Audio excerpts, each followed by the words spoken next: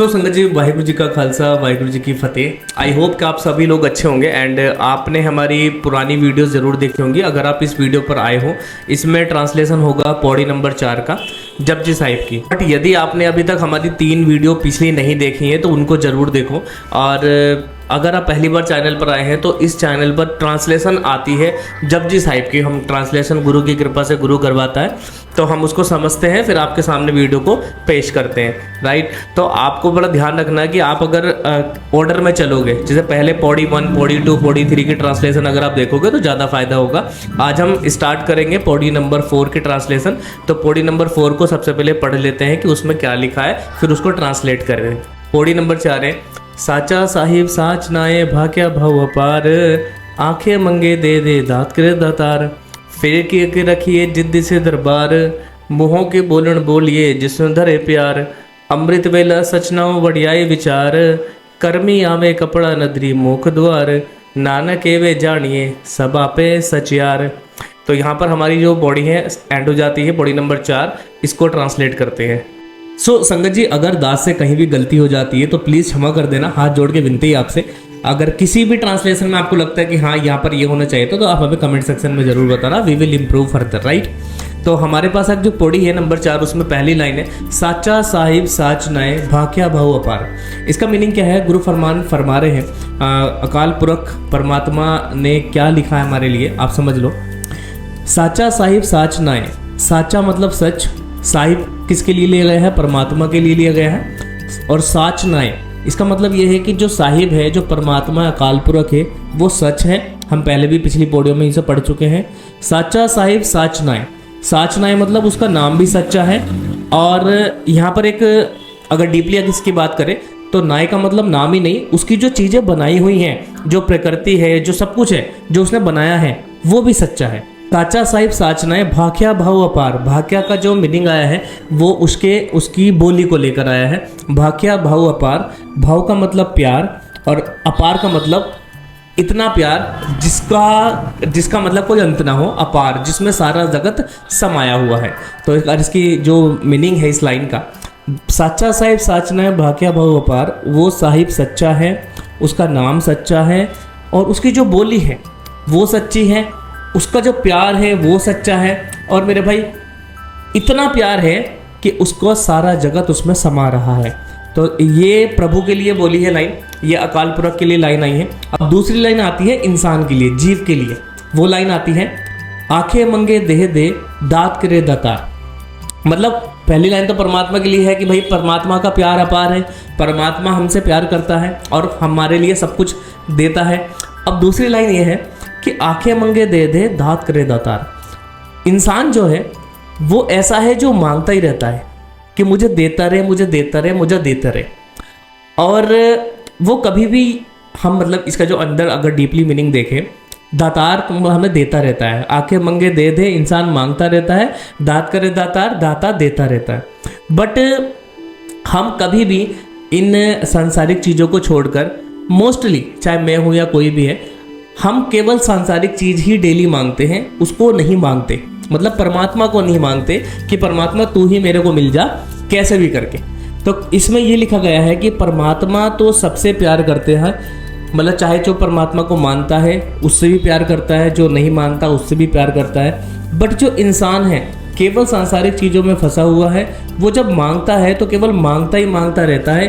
उसको मांगने के लिए वो परमात्मा को कभी नहीं मांगता, और परमात्मा तो हमेशा देता रहता है। तो एक लाइन परमात्मा के लिए है, एक लाइन इंसान के लिए है। अब आगे देखो, जिस इंसान को ये समझ हो जाती है कि हाँ यार मैं डेली मांगता तो हूँ परमात्मा से, लेकिन काश कुछ ऐसा भी हो कि मैं भी कुछ परमात्मा को दे सकूँ, जिसको समझ हो जाती है, जो सांसारिक चीज़ों से ऊपर उठ जाता है, तो वो परमात्मा के लिए वो तीसरी लाइन ये है, इंसान बोल रहा है, क्वेश्चन मार्क है, ये क्वेश्चन है, फेर के रखिए जिद्दी से दरबार। मतलब उसके आगे मैं ऐसा क्या रखूं, सब कुछ तो उसका दिया हुआ है, परमात्मा ने सब कुछ दिया है, मैं मांग रहा हूँ, वो दातार दे ही दे रहा है। बट ऐसा मैं क्या रखूँ जिससे मुझे उसके द्वार का रास्ता मिले और जिससे मैं उसके द्वार पे पहुँचूँ। फेर के आगे रखिए, उसके आगे क्या रखूँ, क्योंकि सब कुछ तो उसी का दिया हुआ है। ये क्वेश्चन मार्क है। दूसरा क्वेश्चन है यहाँ पर इंसान कर रहा है कि मुँह की बोलन बोलिए जित सो धरे प्यार।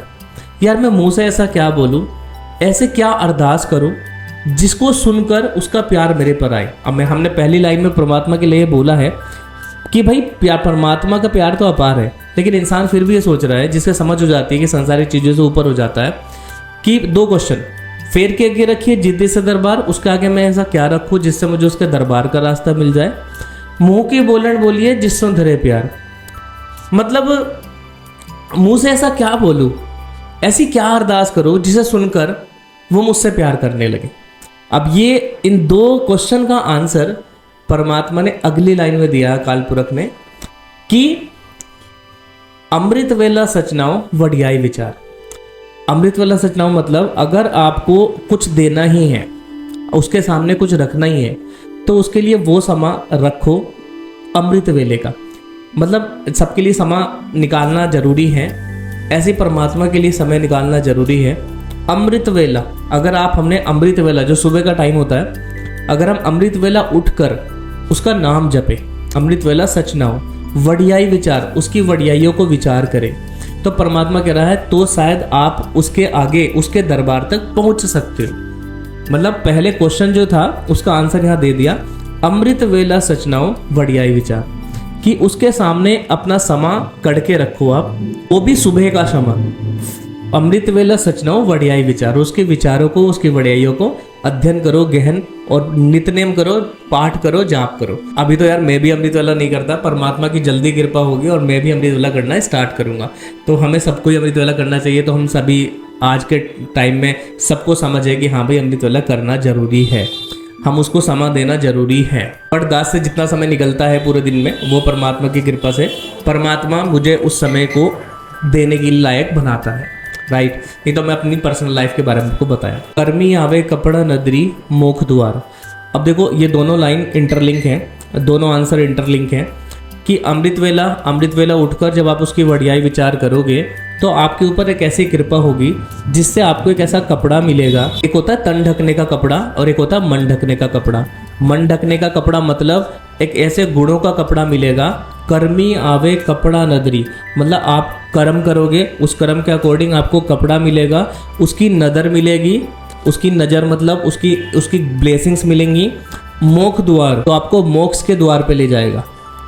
मतलब जब हम अमृत वेला करेंगे तो ये दोनों इंटरलिंक लाइन, तो हम पे एक और ब्लेसिंग्स रहेगी, कर्मी आवे कपड़ा नदरी मोक्ष द्वार, अपने कर्म के अनुसार हमें कपड़ा मिल जाएगा जिससे हम अपने मोक्ष के द्वार पे पहुंच सकते हैं। सो दोनों इंटरलिंक है कि पहले परमात्मा ने बोला कि भाई क्या क्या रखना है उसके आगे, और रखना क्या है, अमृत वेला संभाल लो, वही रखना है। उसके सामने प्रेयर हम कर सकते हैं, उसका नाम जप सकते हैं, राइट। और इसको जपने से हमें कपड़ा मिल सकता है, कर्मी आवे कपड़ा नदरी मोक्ष द्वार, जो हमें मोक्ष के द्वार पे लेके जा सकता है। लास्ट लाइन है, नानक एवे जानिए सब आपे सच्चार। ओ नानक, परमात्मा के लिए नानक का नाम ऐसे ही सच्चा नहीं है, एवे जानिए मतलब ऐसे ही सच्चा नहीं है। नानक एवे जानिए सब आपे सच्चार, वो सब जगह सच्चा है, हर जगह सच्चा है, हर जगह आपको उसका नाम सच्चा मिलेगा। वो चाहे कहीं भी है, आपके आसपास है, आपसे दूर है, आप जैसा समझ रहे हो। जब पिछली लाइन में समझा था, पिछली पौड़ी में, कि कोई लोग उससे दूर समझते हैं, कोई लोग पास समझते हैं, बट वो जहाँ भी है, जैसा भी है, भाई हर जगह है और हर जगह सच्चा है, इसका मीनिंग ये है। तो इस पौड़ी में हमें ये बताया है परमात्मा ने कि भाई उसका पहले तो परमात्मा के बारे में बता दिया कि भाई सब कुछ सच्चा है, आपको बता दिया साचा साहिब साचने भाग्य बहुपार, और इंसान के बारे में बता दिया इंसान की नीयत क्या है। एंड फिर अगर कोई इंसान इस लेवल से ऊपर हो जाता है तो फिर वो क्या मांग कर रहा है कि उसके आगे मैं क्या रखूं, क्योंकि सब कुछ तो उसी का दिया हुआ है। और उसके आगे मैं ऐसा क्या बोलूं जिससे वो मुझे प्यार करने लगे, क्योंकि सब कुछ उसी का दिया हुआ है। ऐसी क्या अरदास करो, मुझे बता दो। तो परमात्मा ने आंसर भी दिया है कि भाई आंसर ये है, अमृत वेला सचनाओ वडियाई विचार। अमृत वेला करो, उससे आपको कपड़ा मिल जाएगा, तन ढकने का नहीं, मन ढकने का कपड़ा, जिससे हम विकारों से मुक्त हो जाएंगे। एंड नानक एवे जानिए सब आपे सच्चार, और वो हर जगह व्यापक है, हर जगह अवेलेबल है, आपको बस मन की आंखों से देखना है। तो संगत जी, बॉडी नंबर 4 का ट्रांसलेशन हम सक्सेसफुली कंप्लीट कर चुके हैं। अगर आपको इसमें कहीं एरर लगती है, आपको कुछ अपना संदेश देना है, तो आप कमेंट सेक्शन में टाइप कर देना जरूर। हम नेक्स्ट पौड़ी में उसको जरूर लेकर आएंगे। And next Pauri 5th Pauri होगी, और हम उसका अनुवाद परमात्मा हमसे कराएंगे। तो चैनल को सब्सक्राइब नहीं कर रखा, कर लो।